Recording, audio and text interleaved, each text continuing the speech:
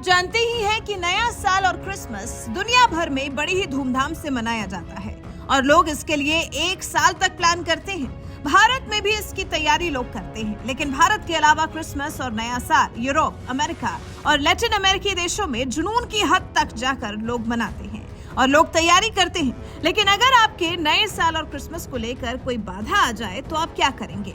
इसी को लेकर ब्रिटेन के पीएम ब्रिटेन के कर्मचारियों और यूनियन के अध्यक्षों पर बरस पड़े, जो अपनी मांगों को लेकर हड़ताल पर जाने की धमकी दे रहे हैं। आप जानते हैं कि ब्रिटेन समेत पूरे यूरोप में क्रिसमस और नया साल बड़े जबरदस्त तरीके से मनाया जाता है।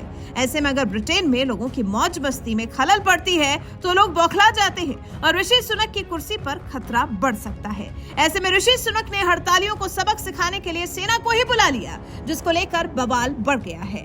खबरों की माने तो ऋषि सुनक ने नए साल की छुट्टियों में हड़ताल करके लाखों लोगों को कष्ट देने के लिए ट्रेड यूनियंस की आलोचना की है और हड़तालियों को सबक सिखाने के लिए ब्रिटेन की सरकार ने हड़ताली कर्मियों की भरपाई के लिए 1200 जवानों को तैनात करने की योजना का ऐलान किया है, ताकि जरूरी सेवाएं जारी रहें।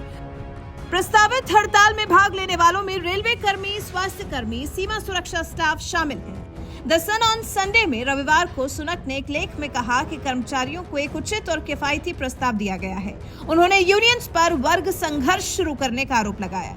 सुनक ने आगे लिखा कि यूनियन क्रिसमस को लक्ष्य करके खासकर गलत समय पर ट्रांसपोर्ट हड़ताल से लाखों लोगों को पीड़ित कर रही है। सरकार ने यूनियन से बार बार आग्रह किया है कि वेतन में भारी बढ़ोतरी की उनकी मांग को मानने से ब्रिटेन मुद्रास्फीति के भंवर में फंस जाएगा, जिसका सबसे गरीब लोगों पर सर्वाधिक प्रभाव पड़ेगा।